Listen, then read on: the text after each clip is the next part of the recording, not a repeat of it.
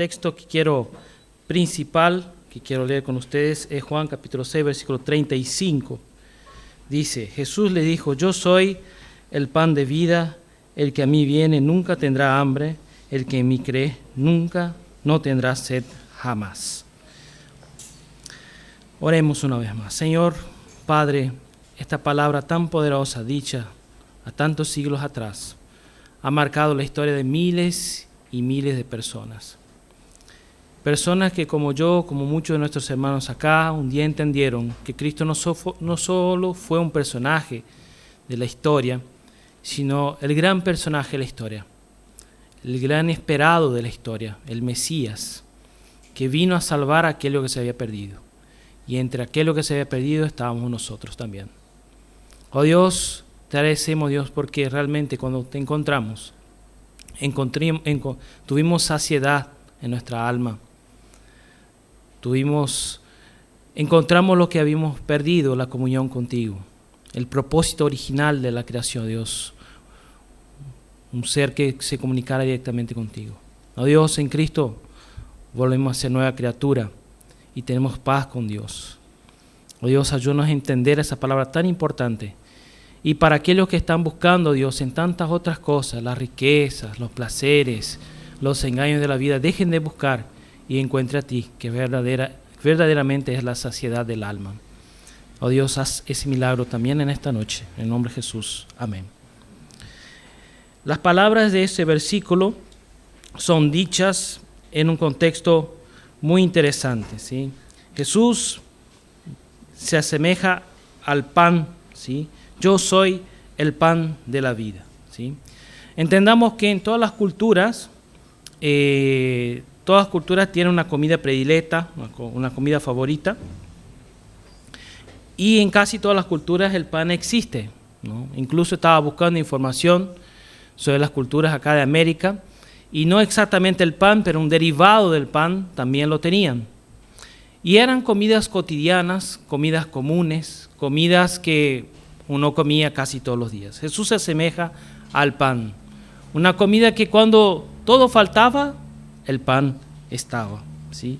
Y es muy interesante también pensar que el texto que estamos leyendo está en el medio de las dos alimentaciones, de las dos multiplicaciones de los panes, ¿sí? Si ustedes, de la multiplicación de la alimentación de las multitudes, si ustedes buscan ahí, van a ver que Jesús multiplica los panes y los peces 2 veces. La primera vez son 5,000 y la segunda son para 5,000 personas y para la segunda vez 4,000 personas, ¿sí?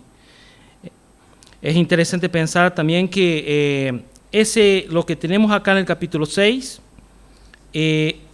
como yo dije, está entre las dos multiplicaciones y también sucede entre las dos multiplicaciones algunos eventos interesantes que están detallados en Mateo capítulo 14 y 15 y Marcos 6, 8, como la sanación de muchos enfermos y la visita de la mujer sirofenicia. El capítulo 6, hermanos, es una importante conversación de la multitud con Jesús. Una multitud que había presenciado un gran milagro, la multiplicación de los panes, ¿no? Y los peces. Y ahora lo buscaba para repetir, para volver a tener esa misma experiencia, ¿sí? Si yo me quito esto, hermanos, es porque acá hace calor, ¿sí? No sé si ustedes tienen calor ahí abajo, pero acá hace calor.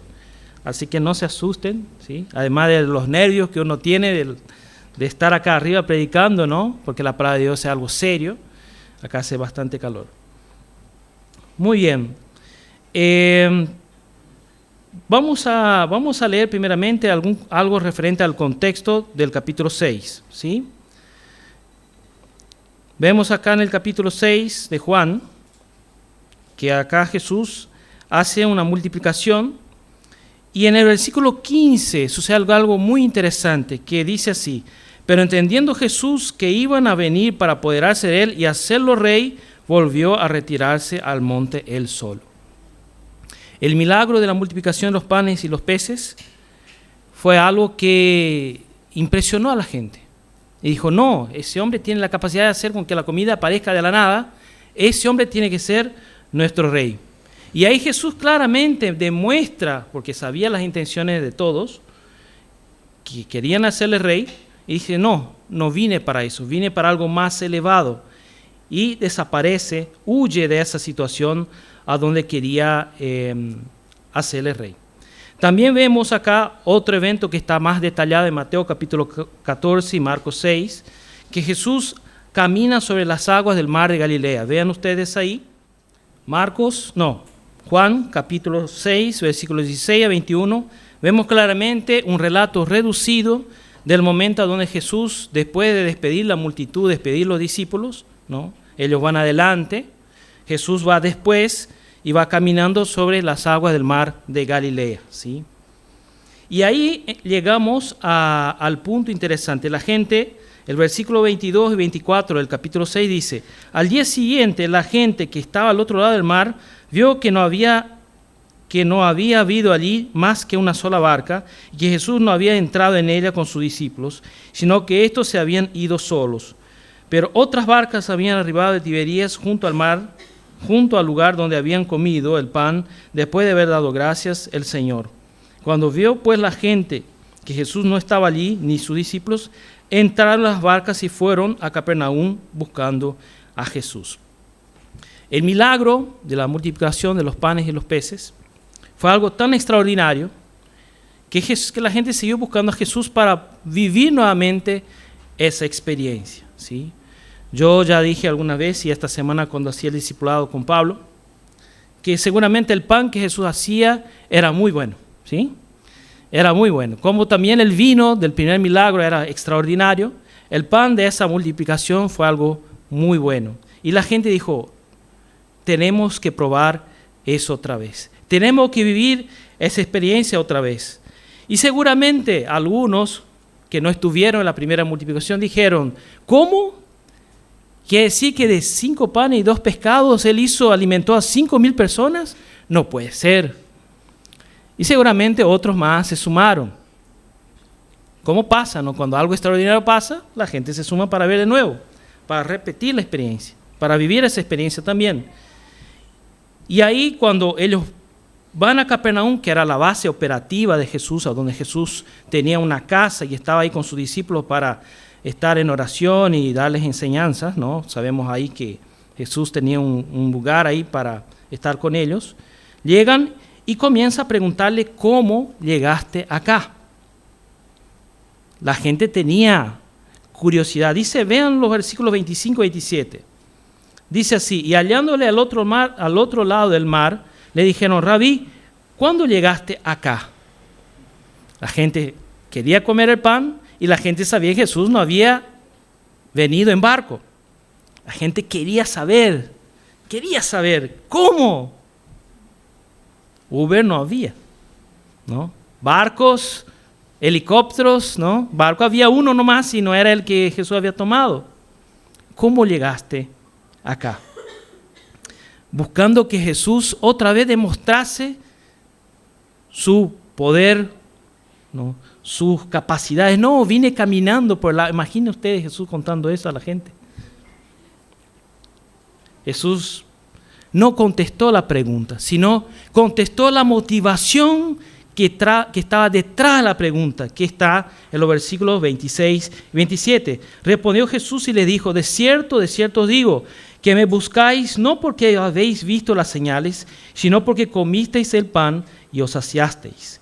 Trabajad no por la comida que perece, sino por la comida que a vida eterna permanece, la cual el Hijo del Hombre os dará, porque a este señaló Dios el Padre.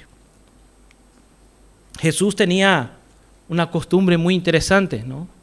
Cuando la gente venía a él para plantearle alguna pregunta, o por así decir, dar vuelta, ¿no? Jesús ya iba al grano y decía, es así. Lo que usted quiere preguntar no es esto, sino es otra cosa. El motivo por lo cual vos venís a hablar conmigo no es este, sino otra cosa. Jesús dijo, ustedes no me buscan para saber cómo vine yo acá, sino me buscan por el pan que comieron del otro lado del mar Tiberías, desde Galilea. Por eso están acá. Y Jesús ya les dice, no sigan esa línea, no sigan este pensamiento, busquen algo que transciende Trabajen por el pan espiritual, no por ese pan que perece, que uno se alimenta y termina, sino por algo que va más allá de lo efímero. ¿Sí? Es interesante que Jesús, en muchas conversaciones con Nicodemo, con la mujer samaritana y en muchos otros casos, muchas de las cuales están en el Evangelio de Juan, Jesús siempre tira la conversación para más allá del obvio, más allá de lo material, más allá del ocasional, de las circunstancias. Porque nosotros, personas normales, siempre estamos preocupados, muy preocupados por lo de ahora, por lo de ya. Y Jesús también se preocupa por eso, pero dice, no, hay cosas más importantes que eso. Hubo una necesidad, sí. Vemos que en el capítulo 6 de Juan, diferente de lo que está en Mateo y Marcos, los discípulos ven la necesidad, pero en el Evangelio de Juan, Jesús pregunta, dice acá a Felipe, Juan 6:5, dice, cuando alzó Jesús los ojos y vio que había venido a él gran multitud, dijo a Felipe, ¿de dónde compraremos pan para que coman estos? Jesús ve la necesidad de la gente. Jesús ve tu necesidad, ve mi necesidad. Pero no corresponde, hermano, estar todo el tiempo pensando en la necesidad. Hay cosas más elevadas, hay cosas más importantes, hay cosas trascendentales. Y Jesús acá trae a esa multitud a lo trascendental, a lo importante. Ustedes vienen a mí por el pan que comieron allá a la orilla del mar, me están buscando, hicieron un viaje, pero hay cosas más importantes. Y por eso también está en el capítulo 6 de Juan, que está entre las dos multiplicaciones de los panes. Y ahí vemos claramente, yo voy a pedir que alguien lea para mí los versículos 28 y 29, o si tienen para proyectar acá, vamos a leer de manera expositiva el capítulo 6, si quieren proyectar el capítulo 6, puede ser de gran ayuda también. Versículos 28 y 29 del capítulo 6, ¿quién puede leer, por favor? Entonces le dijeron, ¿qué debemos hacer para poner en práctica las obras de Dios? Respondió Jesús y le dijo, esta es la obra de Dios, que creáis en Él, que Él ha enviado. Muy bien, ¿qué debemos hacer? Ahí la gente ya entendió, bueno, entonces vamos a hablar de cosas importantes, ¿qué debemos hacer? ¿Quién preguntó algo muy similar a Jesús una vez? Una pregunta difícil, no traje. ¿Ah? Pedro, puede ser Pedro, ahora no me acuerdo, pero puede ser. ¿Sí? El joven rico preguntó así a Jesús. Llega Jesús, maestro, ¿qué debo hacer para heredar la vida eterna? ¿No? Para nosotros es algo raro, porque somos cristianos modernos, pero para un judío de aquel entonces era algo muy normal, porque su vida era una vida de hacer cosas. Cuando Dios le dijo, acá está la tierra prometida, ellos sabían que tenían que conquistar esa tierra, tenían que hacer, la tierra estaba, esa es la tierra de ustedes, pero había gente arriba, y ellos tuvieron que conquistar la tierra. Entonces la mentalidad del hebreo era una mentalidad de hacer, no muy distinta a la mentalidad de la gente de otras religiones. Si vos preguntás a un budista, ¿qué tenés que hacer en tu religión? Él te va a decir, tengo que hacer esto. Si vos preguntás a un musulmán, ¿qué debo hacer? Él va a decir, tengo que hacer esto. Y la mentalidad de la gente, según cada religión, es una mentalidad de hacer cosas. Jesús dijo a ellos, ustedes tienen que creer que yo soy enviado del Padre. Tienen que creer en el Hijo. Tienen que poner su confianza en el enviado del Padre. Tienen que poner su confianza en lo que yo estoy diciendo. Tienen que creer en mí. Yo siempre digo que el ser humano, nosotros somos seres de fe, ¿sí? Nosotros creemos en muchas cosas, ¿no? Yo uso siempre el ejemplo de la silla. Todos ustedes creen que están sentados en una silla de 4 patas. Nadie miró antes, solamente se sentó, ¿no? Ustedes tienen llaves, yo tengo llave acá en mi casa, aunque son parecidas y me confundo siempre, ya pintamos alguna acá para que no me confunda. Yo sé que una de esas 2 llaves abre unas trabas que tengo en casa, ¿no? A veces me equivoco, ¿no? Son parecidas. Sé que esa llave es la llave de la puerta y acá tiene llaves de candados. Nosotros creemos que a veces falla, ¿no es cierto? ¿Quién ya puso la llave y falló? Agarramos la llave del auto y ponemos y giramos y creemos que va a funcionar. No siempre funciona. Nosotros creemos en muchas cosas. Jesús dice, crean en mí.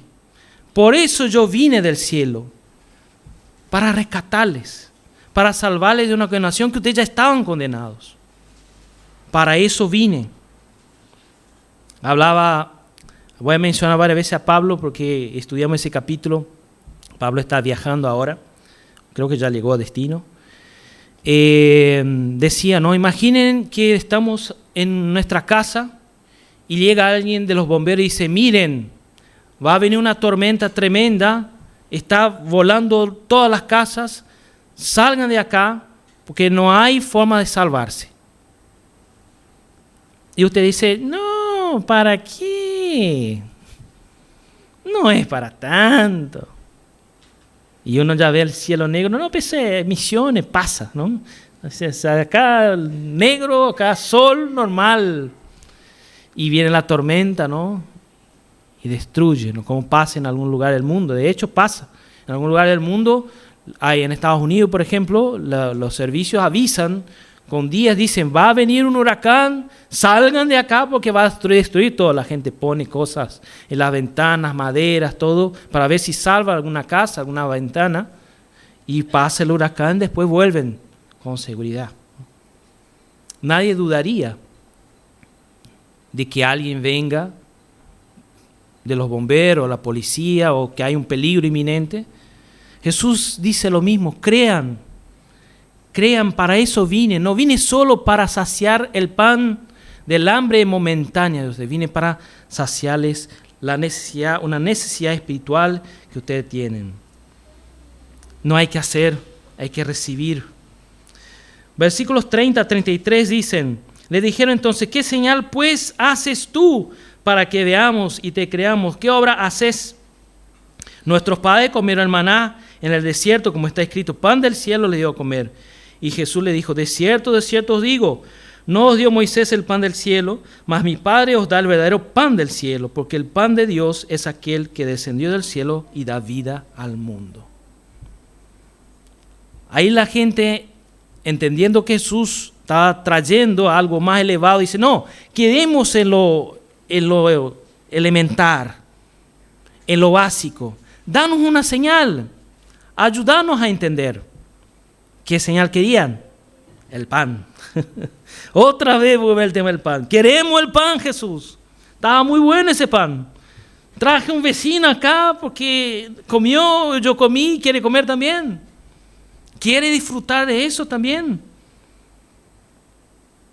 Y Jesús dijo, no, ustedes tienen que probar realmente el pan del cielo, el pan que descendió del cielo, no el maná, porque acá también vemos claramente que antes de hablar de maná, es interesante que ellos piden una señal. Hay otro personaje en la Biblia, que no es bueno, es villano, que cuando va alguien a él, pide una señal. Faraón. Cuando llega Moisés y Aarón delante de Faraón, dice, ¿qué? ¿Deja a mi pueblo ir? Faraón dice, ¿qué señal haces tú para decir que ese Dios existe? Porque acá en Egipto tenemos dioses a patada, ¿eh? Un Dios más, un Dios menos, da igual. Y ahí sucede la cuestión de la vara de Aarón, que se transforma en una víbora y come las... También los magos hacen esa señal, las señales. Es interesante que el pueblo, la multitud, termina en una situación similar a la de Faraón, hablando al Dios que les vino a salvar, pidiendo señales. Y si ustedes van entendiendo esa charla, esa prédica, ese mensaje, verán que muchas veces nosotros también, y mucha gente a veces afuera va también por el mismo camino. Queremos una prueba, queremos una señal, queremos que además lo que Cristo ya hizo, que es extraordinario, que algo más Dios nos dé. Y Dios nos va a dar, pero hay cosas más importantes.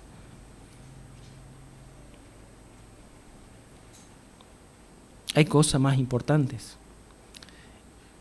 No sucede, espero que no suceda, ¿no? Imaginen ustedes que mis hijos me piden todos los días, ¿qué pruebas me das que soy tu hijo? Dame una prueba que me amás, papá. No lo hagan, ¿sí? No lo hagan. Además, porque todos ven que son mis hijos, ¿no? No hay duda. Demostrame tu amor, papá. Pagame una zapatilla, pagame un juego de no sé, de esas plataformas ahí. Pagame no sé qué. Permitime tal cosa. Llévame a tal lugar. Tráeme. ¿Conviene eso? No conviene. Ahora va a decir que no conviene, por supuesto. O aquellos nosotros que somos padres, que todo el tiempo nuestros hijos estén pidiendo para demostrar nuestro amor a ellos. Y realmente nosotros somos padres, amamos demasiado a nuestros hijos y queremos darle todo, pero muchas veces no podemos, hasta por una cuestión de educación, para no mimarlos, para no hacerlos débiles, para no hacerles personas fuera de la realidad, que creen que todo es dado gratis, que todo es fácil. A veces el no es terapéutico. A veces uno tiene para dar y uno siente, no lo des. El Espíritu Santo dice, no lo des. Y vos tenés para dar y dice, no, hijo, no. O ahora no. Como hablaba acá el hermano los miércoles, ¿no? De su hijo que quería aprender a manejar, quería manejar el auto y él tuvo, no, espera. A veces pedimos señales cuando la señal más importante del amor de Dios ya fue dada, que fue su Hijo en la cruz. Eso vemos claramente en ese capítulo, ¿no? Y ahí ellos hablan del maná. Vean ustedes en los versículos 34 a 40, dice así. Le dijeron, Señor, danos siempre este pan. Jesús le dijo, yo soy el pan de vida, el que a mí viene nunca tendrá hambre, el que en mí cree nunca no tendrá sed jamás. Mas os he dicho que aunque me habéis visto no creéis. Todo lo que el Padre me da vendrá a mí, y al que viene a mí no lo echo fuera, porque he descendido del cielo no para hacer mi voluntad, sino la voluntad del que me envió. Vemos claramente que Jesús dice que soy más que el maná, yo soy el pan que desciende del cielo, ¿sí? Vemos claramente ese detalle en ese relato, ¿sí? Y vemos acá que Jesús sigue llevando la discusión a algo más elevado. Ellos siguen pensando en el tema del maná, pensando que ahora van a volver a ser aquella nación que conquistó la tierra prometida, que va a echar a los romanos, que van a tener sus fronteras reconstruidas, que van a ser aquel pueblo allá de las 12 tribus. Y Jesús dijo, no, hay cosas más importantes. Yo vine a liberarnos de la verdadera esclavitud. Yo soy el pan de vida. Vamos a leer ahora, hermanos, lo que sucede después de eso. Vamos a leer los versículos 41 a 51. ¿Quién puede ayudarme leyendo? Primero yo leo 41, después otro lee y vamos hasta el 51. Dice así, murmuraba entonces de él los judíos, porque había dicho, yo soy el pan que descendió del cielo. 42. Y decían, ¿no es este Jesús, el hijo de José, cuyo padre y madre nosotros conocemos? ¿Cómo pues dice este, del cielo he descendido?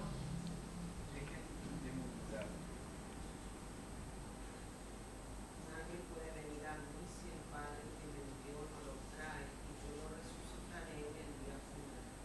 En los profetas está escrito, y todos serán enseñados por Dios. Así que todo aquel que ha oído al Padre y ha aprendido de él, viene a mí.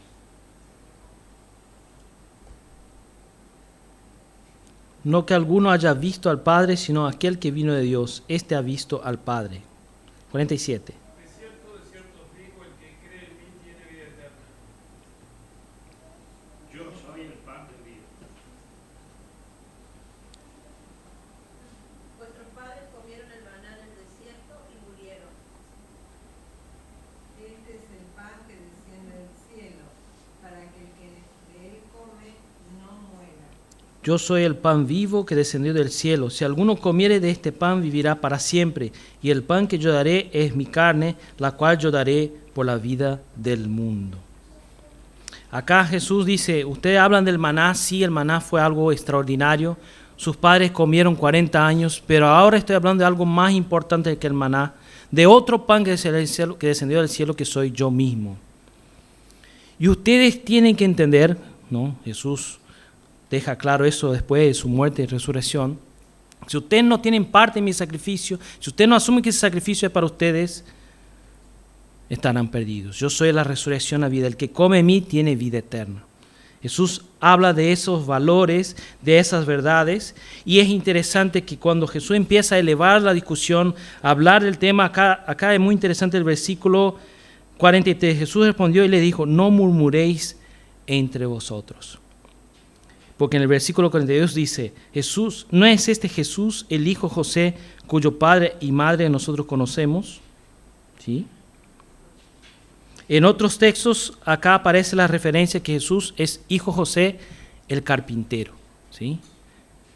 El que trabaja, ¿no?, con madera, ¿no? Es interesante que en la referencia de esa discusión acá se descubre el oficio de José, padre adoptivo de Jesús. Situación similar también sucede con Pedro en Hechos capítulo 4. Cuando Pedro va ante el Sanedrín para explicar el motivo de su prédica, Pedro dice, le predica el evangelio, y los de Sanedrín, los escribas, los fariseos, dicen, pero ese hombre no es un hombre indocto, no es un hombre sin letras el que está hablando todo eso. ¿Cómo puede ser que nos hable todas esas cosas? Dentro de las teorías de la retórica, ahora se me escapa la terminología específica, si alguien sabe me ayude. Una forma de hacer con que el expositor caiga en descrédito es no criticar lo que él dice, sino quién es él. ¿Alguien sabe cómo se llama esa técnica? ¿Sí? Tiene un nombre, ¿sí? Ahora, ustedes saben, ¿sí? Hay distintas fórmulas, ¿no? Yo no critico lo que él dice, sino critico quién es él, para decir lo que dice. Es lo que hicieron con Jesús, es lo que hicieron con Pedro. Lo que vos decís es verdad, pero vos, ¿quién sos para decir lo que estás diciendo? De alguna manera, ellos atacaron a Jesús en pensamiento, en murmurio, de esa forma. ¿Quién sos vos para decir esas cosas tan elevadas? Danos el pan por el cual cruzamos el mar para comer. Danos ese pan, hacemos fácil las cosas. Facilitanos. Ya hiciste una vez, hacelo otra vez. Y eso dije, no pueden estar buscando ese pan toda la vida. Tienen que entender el motivo por el cual, porque si no entienden, están perdidos. Y el versículo 52 a 59 dice así, entonces los judíos contendían entre sí diciendo, ¿cómo puede éste darnos a comer su carne? Jesús le dijo, de cierto os digo que si no coméis la carne del Hijo del Hombre y bebéis su sangre, no tenéis vida en vosotros. El que come mi carne y bebe mi sangre tiene vida eterna, y yo le resucitaré en el día postrero. Porque mi carne es verdadera comida y mi sangre verdadera bebida. El que come mi carne y bebe mi sangre en mí permanece y yo en él. Como me envió al Padre viviente, yo vivo como vivo por el Padre, asimismo el que me come, él también vivirá por mí. Ese es el pan que descendió del cielo, no como vuestros padres comieron el maná y murieron. El que come de este pan vivirá eternamente. Y acá dice, y estas cosas habló en la sinagoga de Capernaum. La discusión quedó rara, ¿no?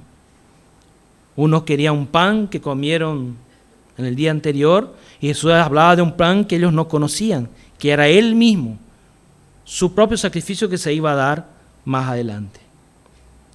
Y la respuesta está en el versículo 60. Al oírlo muchos de sus discípulos dijeron, dura es esta palabra, ¿quién la puede oír?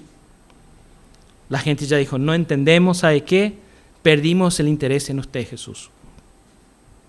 Cruzamos el mar, vinimos en barco, trajimos a mi vecino para comer el pan que vos hiciste y ahora no lo haces y ahora hay una carne que tenemos que comer a su carne, a beber su sangre. Una charla muy elevada, muy trascendental, muy difícil. ¿Cómo puede ser eso, Jesús?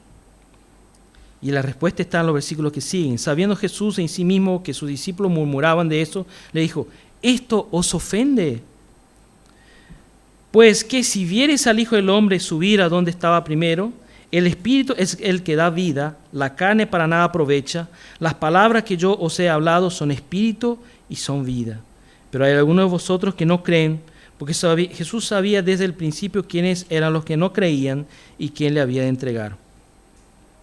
Y dijo: por eso os he dicho que ninguno puede venir a mí si no lo fuere dado por el Padre. Desde entonces muchos de sus discípulos volvieron atrás y ya no andaban con él. Acá, hermanos, vemos el fin del segundo año del ministerio de Jesús. Jesús tuvo un ministerio de 3 años. El primer año, el año que él se hizo conocido, con muchos milagros, sanaciones y parábolas. Y el segundo año ya fue el año de la popularidad, donde ya se hizo más conocido. Y esa parte finaliza el segundo año, que ya empieza el tercer año de oposición, a donde los escribas que habían escuchado de algún milagro, que habían escuchado de alguna parábola, alguna situación que Jesús había enseñado, se acercan para discutir con él, y mucha gente deja de seguir a Jesús como antes. Jesús aprieta de alguna manera el cinturón de sus discípulos y dice: ustedes no pueden venir a mí solo por los milagros eventuales que hago, sino por el gran milagro de la salvación que está presente en mi vida, en mi cuerpo, en mi sangre. Si eso no es suficiente, de alguna manera, Jesús dice: si esto no es suficiente, el gran propósito del eterno por lo cual yo vine, nada será suficiente. Siempre dependerán de algún milagro, de alguna multiplicación, de alguna sanación, de algún espíritu que se va. Siempre dependerán de eso. Y su fe, en vez de estar en mí, va a estar en esas cosas que son importantes, pero no son fundamentales.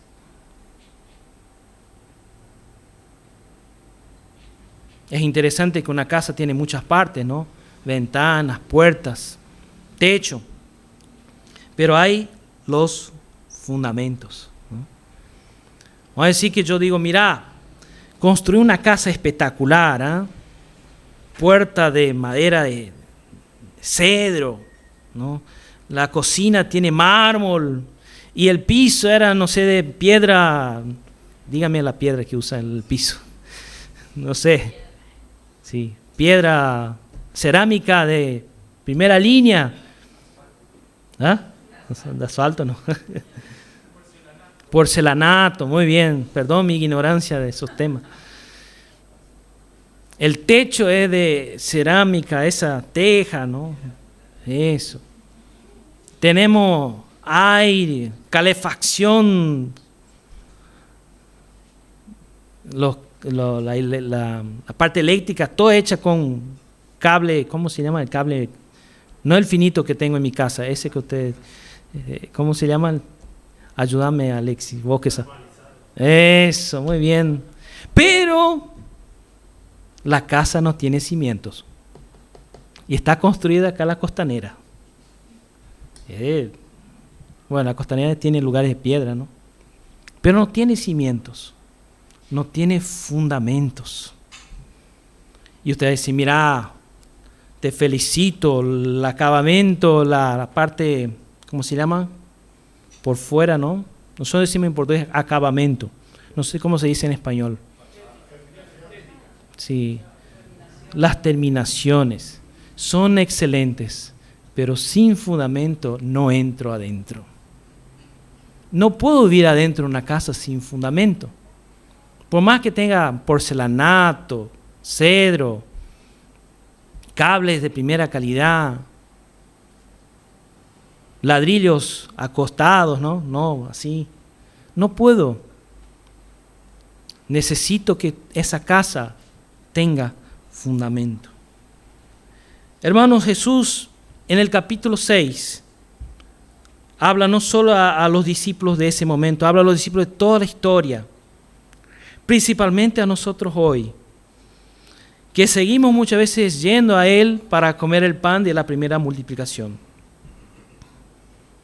Pero debemos entender, hermanos, que su sacrificio es suficiente, no solo para salvarnos, pero para basar nuestra fe, para vivirla. Y es mucho más necesario que entendamos eso porque somos frutos de una generación de la teología y la prosperidad.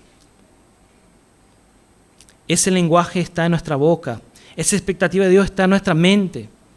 Necesitamos ver todo eso. Y no digo que Dios no lo hace, pero si nuestra fe está solamente ahí, estamos mirando terminaciones. No estamos construyendo nuestra fe con fundamentos. La gente se va, la gente vuelve, quizás con hambre, sin comer el pan. Y Jesús, mirando a los discípulos tristes, los apóstoles, dice, no, pobrecitos, les voy a dar una palabra de aliento. Les voy a decir que no se vayan. Jesús dice, el versículo 67 en adelante, dijo entonces Jesús a los 12, ¿queréis acaso iros también vosotros? Qué bravo ese Jesús, ¿eh? ¿Cómo dice eso? Ya había ido mitad de la multitud. Algunos estaban buscando una barquita ahí, viendo cómo volver. ¿Quieren ustedes ir también? Yo creo que quizá uno u otro hasta pensó en levantarse y irse. Hasta que Pedro dijo lo que nadie quiso decir. Y le respondió Simón Pedro, Señor, ¿a quién iremos si solo tú tienes palabra de vida eterna? Y nosotros hemos creído y conocemos que tú eres el Cristo, el Hijo del Dios viviente. Está ahí la respuesta, hermanos. Cuando uno cree en algo, uno cree de verdad. Uno abraza esa cosa y dice, es eso. Hay en la librería un libro, ya hice ese juego, ahora no voy a poder hacer con ustedes, ¿no? Yo agarro y le doy a la gente y dice, ¿cuánto cree que vale ese libro? Y la gente dice, vale tanto. Y ahí después hay otro libro muy lindo. Y yo dije, ¿y este libro cuánto vale? Ese libro vale mucho más. Y dice, bueno, ¿cuánto vale? Al doble por lo menos del otro. Y ahí abre el libro está en blanco, no tiene nada dentro. Está páginas en blanco. Parece un libro, pero no vale nada. Sirve para hacer el juego con la gente, ¿no? Hermanos, el Evangelio no es nada en blanco. Cristo es un sacrificio perfecto, completo, y Cristo es suficiente. Cristo es suficiente. Está mal orar por otras cosas, no está mal, pero si su fe está basada solo en las otras cosas, como dice Pablo, si esperamos en Cristo solamente en esta vida, Cristo es suficiente, hermanos. Entienda que por ese evangelio tan sencillo, en África, en Arabia, en Asia, mucha gente está encarcelada por simplemente haber creído y está dispuesta a morir por esa verdad trascendental. Que Dios, viendo nuestra condición de perdición eterna, envía lo más importante que hay en el cielo, su Hijo, para morir por nuestro pecado, por mi pecado, por el tuyo, y para darnos en ese sacrificio una vida nueva. Como el bombero que yo mencioné al inicio, ¿no? Que en vez de ir a su casa y refugiarse con su familia y esperar que pase la tormenta, va por las calles de la ciudad diciendo, hay una tormenta, busquen refugio, busquen seguridad. Y va hablando, exponiendo a sí mismo al peligro. Hermanos, debemos entender que lo que vamos a participar ahora a continuación es un momento donde reconocemos que ese pan y esa copa representa nuestro momento de asumir la culpa del sacrificio. Asumir, no solo participar de un rito, sino entender que sí, un cuerpo sufrió por mi pecado. Sí, una sangre fue derramada en la cruz y por los caminos de Jerusalén por mis pecados. Y que eso es suficiente. Jesús puede multiplicar los panes tantas veces cuanto quiera. Después vemos que después de eso no aparece acá en el Evangelio que Jesús multiplica por segunda vez los panes y los peces. Pero ahora ya no eran 5,000, eran 4,000. Eran menos que habían quedado con Él por Él mismo, no por los panes y los pescados. Y eso nos hace pensar si Dios no hace eso también con nosotros en algún momento de nuestra vida. Y a veces Dios no nos aprieta y dice, a ver, si yo corto, si yo no le doy, ¿qué sucede? No vengo más a la iglesia. No voy a servir más a Jesús. Voy a la otra iglesia que me prometen todo un poco más. Porque hay, ¿no es cierto? Hay muchas iglesias que prometen todo y un poco más. Hermanos, Cristo es suficiente. Dios quiere darnos todo como el Padre que no niega nada a sus hijos. Dios nos puede dar todo, sí. Pero hermanos, ya con lo que Él ya hizo, es suficiente.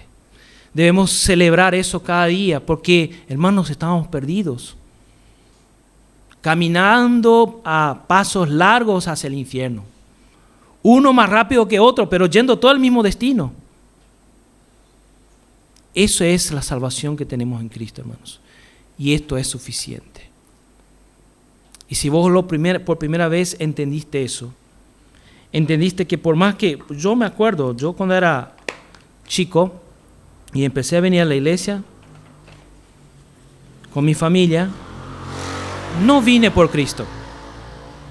Vine porque tenía un grave problema en mi familia. Tenía un grave problema, mis padres se estaban divorciando. Venía por eso, porque teníamos que hacer un esfuerzo entre los 4 para ver si salvábamos algo de nuestra familia. Y mi mamá pasaba adelante y nosotros íbamos también, porque era un milagro o nada, eran muy bravos mis padres. Y pasábamos. Y un día, sentado ahí como ustedes, entendí que había un milagro más importante en mi vida que debía suceder. Que yo estaba separado de Dios. Que yo estaba perdido sin Dios. Y que Dios podía unir a mis padres de vuelta o no. Pero lo más importante es que yo permaneciera unido a Él. Y yo pasé adelante. Dice, yo quiero estar unido contigo, Dios. No importa si lo van a volver a estar juntos. Pero yo quiero estar unido a ti. Y quiero vivir una historia distinta. Quiero tenerte a vos a mi lado para ayudarme a decidir, porque no sé. Yo quiero esto para mi vida. Y pasé adelante. Y pasados unos meses después, mis padres se divorciaron de manera definitiva. Hermanos, eso es el Evangelio. Es entender que Dios es tu Padre y Él no tiene la obligación de darnos todo lo que queremos. Porque si un padre da todo a un hijo, Él lo mima, lo echa a perder. Porque en el mundo es así, te dan todo. No te dan todo. Es así. Debemos superar eso, hermanos, porque si queremos predicar el Evangelio a las naciones, si queremos predicar el Evangelio a nuestro vecino o a quien sea, debemos entender que tener esa fe basada en ese fundamento, en este sacrificio, en ese hecho tan singelo que es un memorial a donde recordamos que tenemos parte en ese sacrificio y que es suficiente. Hay mucha gente, hermanos, que tiene mucho más que nosotros allá afuera. Tiene el auto que usted quiere tener, tiene la casa que usted quiere tener, tiene la salud que usted quiere tener, pero no tiene lo más importante, a Cristo que usted tiene. Que aun cuando vos no tengas salud, cuando vos no tengas el auto, cuando vos no tengas la casa, Vos no tenés los dólares que querés tener guardados. Esa gente tiene todo eso, pero dice, ¿qué me falta? Y vos le llegás con Cristo y dices, es eso. Yo necesito ese perdón, necesito esa vida eterna, necesito ese cambio en mi vida. Y recibe y es cambiado. Es importante aclarar, hermanos, también como dato estadístico, que los ricos en Argentina son la población menos alcanzada. Menos alcanzada. Es una población pequeña, pero la menos alcanzada. Porque siempre cuando vamos a predicarle, que le prometemos que Dios le va a perdonar la deuda, que Dios le va a dar salud, que Dios va a dar eso, ¿no? Y eso yo ya tengo. Yo quiero algo que yo no tenga. Y vos le decís, perdón de tus pecados, una vida nueva, una vida abundante. Como dice Jesús, una vida que fluye de su interior como ríos de agua viva. Ellos van a recibir. Y también los pobres también, por supuesto. Que muchas veces le vamos siempre para ayudarles y nunca termina la ayuda. Porque les falta lo esencial, Cristo. Hermanos, si pareció dura esa palabra, también a los discípulos pareció. Y a mí me pareció dura también. Que podamos tener nuestra fe basada en Él, en Cristo. Y entender que ese sacrificio es suficiente. Lo otro es añadidura. Dios nos quiere dar también. Pero no necesitamos. No necesitamos para llegar al cielo eso. Necesitamos lo más importante, que es su sacrificio, su obra eterna en nosotros.